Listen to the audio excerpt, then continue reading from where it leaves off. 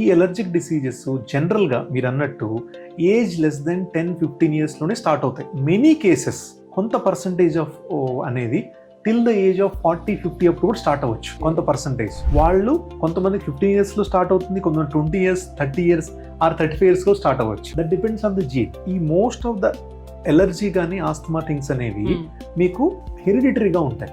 ఎంతో కొంత gene inheritance ఉంటుంది. సో ఆ జీన్ స్ట్రెంత్ ఎలా ఉంది మీ దాంట్లో అండ్ ఎప్పుడు ఎక్స్ప్రెస్ అవుతుంది అనే దాన్ని బట్టి and subject to external factors. Obviously మీ పొల్యూషన్ ఎక్స్పోజర్ ఉన్న వాళ్ళకి ఎక్కువ రిస్క్ ఉంటుంది.